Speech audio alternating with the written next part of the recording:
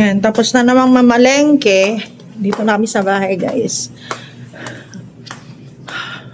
Nagpunta ng bukid at ngayon kakain. Alas 3 na po ng hapon. Hoy, hoy, hoy. Wala kami pananghalian. Ito pa lang yung pananghalian namin. Sinigang na isda, tahong. Kain tayo, guys.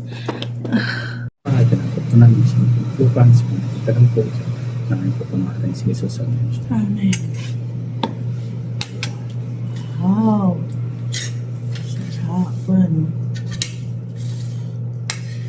Ay, sarap naman ito. Bituka.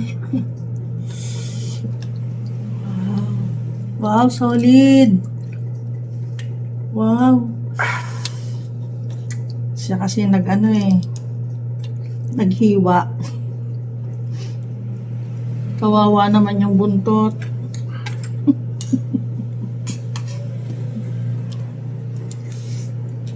Ay, ang sarap. Promise. Parang lasang tinapa na siya. Rito ko yan.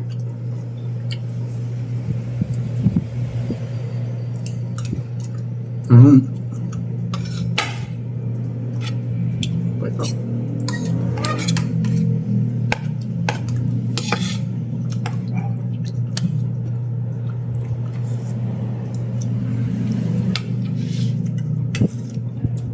Harap. Sarap ng sabaw. Kain tayo, guys. Kaya The Pilipino best. sabaw, no? Pilipino na ilig sabaw. Ay, tapos na naman kumain, guys. Sarap ng malamig na tubig. Nararamdaman nila kaya kumakain kami dito kaya maingay sila. Talbos ng ang dami naman nito, Clark. Hindi ko naman kakain yan. Ang dami. Dito muna ako sa labas gagawa. Naiwan ko pala electric pan kanina na bukas. Uy. Ay, sorry. Asan yung maliit na timba dito? Yung timbang itim. Yan, inigiban ko itong namin, drum. Kasi wala kang pumutok yung tubig.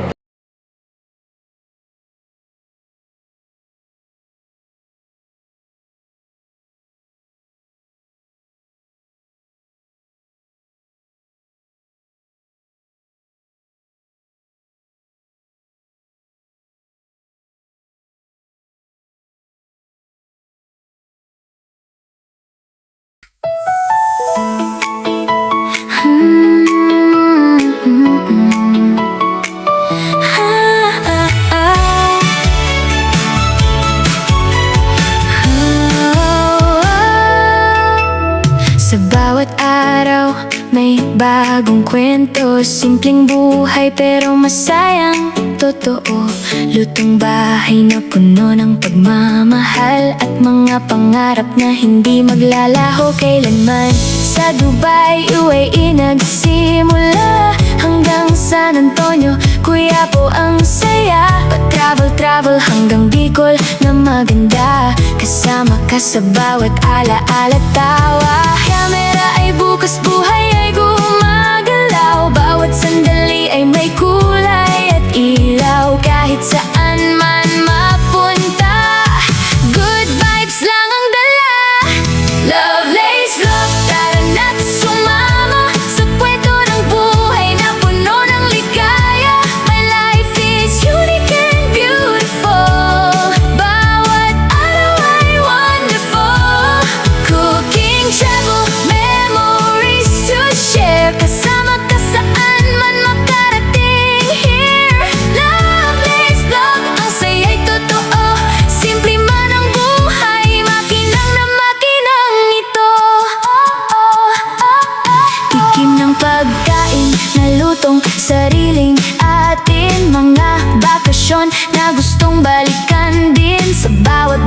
may bagong inspirasyon. At bawat video may dalang emosyon. Mga simpleng bagay na nagbibigay kulay, ngiti at pag-asa sa bawat tagumpay. Kahit minsan may pagod at problema, patuloy pa rin ang saya kasama ka. Bawat upload ay kwentong buhay, punong-puno ng pagmamahal at gabay. Okay, bye. Alis na ako, hindi ko na kaya. Tumaas na yung BP ko. Anong dadaling ko doon? Andun na pala. Pawag ka na tumagal, ah. Pag naayos mo yan, akyat ka na rin, ah. Para makapagpahinga, kailangan na natin ng pahinga. Dito, ito yung mga damit na kinuha ko dun sa labas. Hindi ko kayang buhatin, mabigat na kasi. Ang dami ng nilaban kahapon ni Papa. Kuha lang ako ng damit ko dito. Ganun lang, pitas-pitas lang. Pero yung iba na tiklop na niya. Bukas pati tiklopin. Ay, kakapagod guys. Imaginein mo yan, linggo ngayon, bukas kami magluluto, pero napagod kami. Ganito lagi. Sobrang pagod. Gusto ko na magpahinga. Kaya siguro tumaas na yung BP ko. Kasi nga, wala pa kaninang umaga ito. Kaninang umaga pa kami.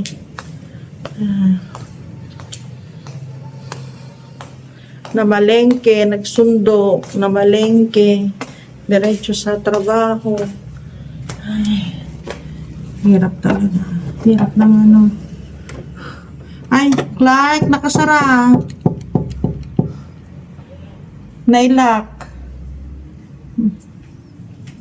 Good morning guys. Pauwi na kami ni Clark. Kumuha kami ng karne. Time check. Alas 4 na ng madaling araw. Yeah, yeah. Mama love,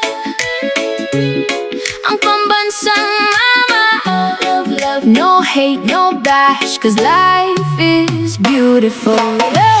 Mama love, ang tawag ng madla. Ngiting dala kahit anong problema. Masipag na tindera sa bawat umaga. Kasama si Papa Z at bunso sa pag-aruga. Maagang gumigising para sa kabuhayan. Walang pagod sa bawat pinagdaraanan. Sipag at tiyaga ang kanyang sandata para sa pamilyang mahal na mahal niya. Love, love, love, ang laging sinasabi. No hate, no bash sa bawat sandali. Dahil ang buhay napakaganda kapag pagmamahal lang siyang nadarama. Mama love vlog, daily vlog, kwento ng buhay na puno ng pag-ibig. Sa bawat video at bawat ngiti, inspirasyon ang hatid sa bawat tabi. Love, love, love ang mensahe niya, pag-asa at saya ang laging dala. Mama love, huwag kang kalilimutan, ikaw ay mahal ng sambayanan. May mga So, ito yung update ngayon guys. 2.5 kilo na na isaw. Ito na lang yung natira. Pang ngayong hapon. Time check, 4:30 na po ng hapon. Yung mechado namin, yun na lang din ang natira. Tapos naubos yung balat ng baka kanina. Yan na lang yan, gumawa ako ngayon panibago. Naubos din yung chicken namin, kaya nagprito ulit si Papa. Pork chop ito. Yung bago namin niluto kanina, yan na lang yung natira, kilayin. Yan, tapos pakbet. Ito yung inihaw. So, ayan na lang guys, yung natira namin ngayon. Hapon. Kaya ang panahon, sama ang panahon, magja-jogging sana si Kuya Clark. Na lang siya, nag-deliver. Deliver siya ngayon ng 2 manok. Bali, tatlong manok, 2 kay Ate Isabel, tapos isa dito sa looban, tapos lugaw, goto, at saka pakbet. Malapit nang maubos. Zaran. Zaran. Zaran. At yung aming chicken at kilayin. Good morning mga ina! Nandito kami sa kusina ni Papsi as usual. Nagluluto. Nakaluto na si Papa ng fried chicken at saka ng pork chop. Tapos ako, nag-chop-chop ng para sa sisig. Tapos, nakaluto na rin siya ng lugaw. Nagsiserve na kami ngayon. Goto. Nagsiserve na kami ngayon. Matagal talaga guys yung preparation ng pagluluto. Luto ka na lang ng luto. Basta kaya kami, ayan, nagbabalat na ako ng sibuyas habang nakaupo doon. Kaya yung kamay ko parang masusunog na. Sibuyas sa bawang ang init kaya sa kamay. Tapos hahawak ka pa ng uling. Pag napabayaan mo, makita nila yung kuko mo, ang itim. Sasandok ng lugaw. Kaya lagi kong tinitignan yung mga kuko ko, kung malinis. Kasi kapag merong bibili, baka mandiri. Hindi ka pa nakasuklay. Hindi ka pa nakaligo, nakahilamos, nakasuklay. Wow. Reserve ka ng ulam. Yung pinanluto mo, yun pa rin ang mo. Ang suot-suot mo hanggang sa Pero kami, pagbangon sa umaga guys, naliligo na kami. Bago kami magluto, ganyan. Naliligo na. Tapos in between, mamaya na naman, bago mag-11, maliligo na naman. Kasi nga, napawisan. Tapos amoy ulam, yung namin, mga damit. Kaya, labada. Marami kaming labahin. Yung mga, yung mga tinanggal namin sa sampayan, nandyan pa eh. Hindi pa natitiklop.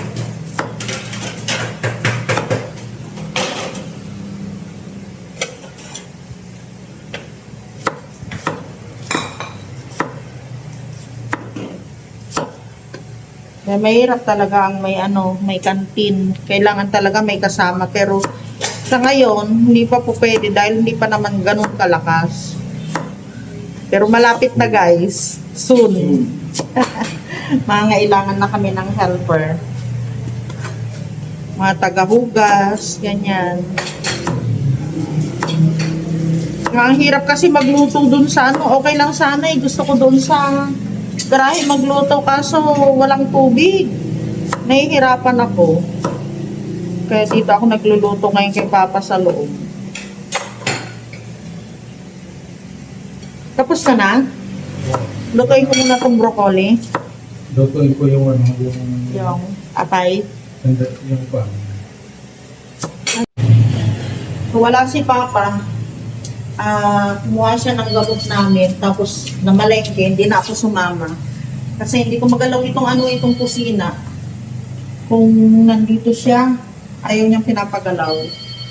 Naabala siya. So, pag ganito na wala siya, nasamantala ko, nag-iis-is na ako ng mga ng mga hindi nila nalilinis. Alam naman ninyo pag lalaki, iba ang linis ng babae, maniwala kayo.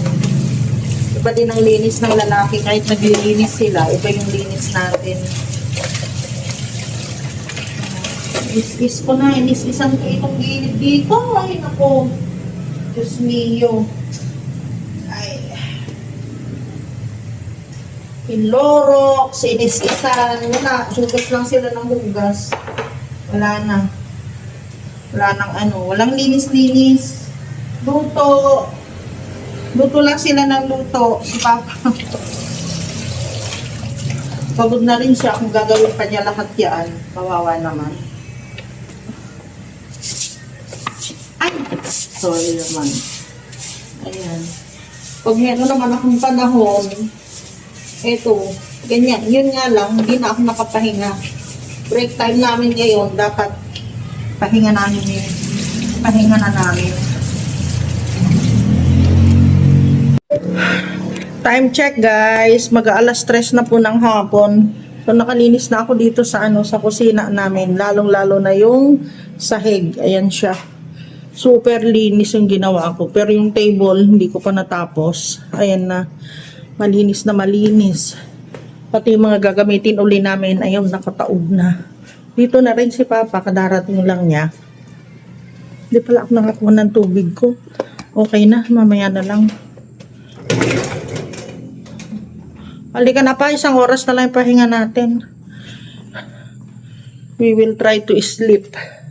Para yung bumalik yung lakas namin pang mamayang hapon na naman. Hello guys, 8:30 na po ng gabi. Kadarating lang namin. Nag-half day nga kami kanina sa panininda sa tindahan. Pero alam nyo ba, sold out lahat talaga. Grabe, may mga humabol pa. Tapos yung iba hindi na namin ma-accommodate kasi 'di ba dalawa nga lang kami ni Clark kanina. Tapos yung paninda namin, wala na talaga kami may bibigay sa kanila. So si Papsi dumating siya kanina ng 2:30. Tapos, umalis naman kami ng 5:30. Yan, kadarating lang namin, 8:30. Time check, alas 10 na po ng gabi. At ayan, patapos na yung mag-ama. Naisinop na nila yung pinamili ni Papa na na mga karne kanina. Oh, kumusta naman kayo dyan? Tapos naglabas na rin siya ng mga karne pang bukas. Aba, ilang kilo ka naman sa isang araw ngayon ng karne? 1, 2, 3, 4, 5, 6, 7. Hala, naka 7 kilos ka, 8. 9 kilos, guys. Ang isang araw na niya. Ayan si Kuya Clark, sinasamantala niya na na maglaba habang may ginagawa sila ni Papa dito sa kusina. So, wala pa dyan yung lulutuin ko bukas na barbecue at saka yung bali 11 kilos na guys yung niluluto namin ngayon. Sa yung kare-kare namin, sabagay maraming putahe naman kasi kare-kare, yung sa kare-kare namin isa't kalahati. Bali 2 kilo yung sa kare-kare namin. Tapos yung sa igado niya 2 kilo. Tapos yung, ano pa ba yung lulutuin niya bukas? Yung chicken niya, yung fried chicken niya, 2 manok. Tapos pork chop niya, 2 kilo. Tapos sa isaw niya, Papa, 2 kilo pa rin yung isaw mo o 3 na? Yung isaw, 2. Kaya ang aga-aga may mga customer na. Tignan natin. Out.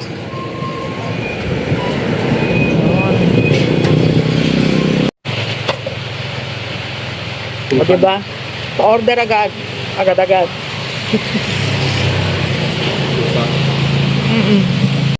Ihaw natin tong ni L. Lalagyan ko yan ng guys, ng mantika para mangamoy. Maamoy ng baryo namin. O, di puntahan sila dito. Kumuha ako nito, kaninang umaga, 1.5 kilo lang. Tapos ngayon, 2 kilo ngayong hapon. Time check guys. 9:40 na po ng gabi. At nakasinop na kami ng mga gamit sa sa tindahan. Tapos si Kuya Clark saka si Papa, sila yung si Clark kasi siya yung tagahugas after na, basta sa gabi, sa tanghali, ganyan. Bago kami magpahinga, si Clark ang tagahugas ng mga ginamit namin. Aray ko, sakit ang balakang ko. Ayun, pasensya na kayo guys. Kamo na tayo. Grabe. Gumising kami na pareho ni Papa kanina alas 4 ng madaling araw. 3:45. Tapos nauna siyang bumaba. Mga after 15 minutes, bumaba na rin ako kasi hindi na ako makatulog. Yan. Tapos nagpahinga kami ng mag-aalas 3 na. Saka kami nagsara ng tindahan. Tapos bumalik kami, ako, alas 4 talaga. Gusto ni Papa 4:30. Sabi ko naman, mauuna na ako, alas 4. Kaya lang hindi ko kayang buksan yung gate kasi mabigat na siya. So, sumunod din si Papa. Tapos nag-ihaw kami. May 2 na natira sa barbecue namin. Bali siyam, 9, 10, 11, 12 na na stick yung nabenta namin. 50 pesos ang isa. So, first day na nag-barbecue ako, 50 pesos ang bawat isa. Malalaki naman siya, guys. Malaki, kaya nagustuhan naman nila. Ayan, bukas uli. Magbabarbecue uli ako sa umaga. Baka meron makagusto na naman sa sa tanghali. Kasi mas okay naman na yun. May lasa na yun kahit hindi na nila isawsaw sa suka. So, ayan guys, talagang super pagod-pagod kami ngayon. Pero nakakatuwa kasi pumaldo na naman kami. Konti na naman yung natira dun sa paninda namin. Tama-tama lang nakakainin namin. Yung kare-kare, siguro 4 na servings. Kasi naramihan ko yung ginawa ko. Merong pang umaga sa merong pang hapon. Dapat isa lang. Dapat hinati ko yon. Kaya sa susunod, alam ko na. Mas gusto ng mga tao dito, guys, gulay at saka yung may mga sauce. Naghanap sila ng adobong manok. Wala naman kami adobong manok. Kaya bukas mag-aadobo kami ng manok. Dinuguan, hindi kami nagtitinda ng dinuguan kasi hindi naman kami kumakain nun. Ano pa ba? Yung namin, yung isaw, alam niyo ba, everyday na kami nagluluto ng isaw. Una 1 kilo, tapos ginawa namin 1.5 kalahati. Tapos ngayon 3 kilo na, kinulang yung 3 kilo. Kaya bukas, mga 4 na kilo na yung lulutuin namin na isaw. So, yun guys, yung update ko sa araw na ito. Magkita-kita ulit tayo bukas. At maraming salamat po sa inyong panonood. We'll see you tomorrow, guys. Good night!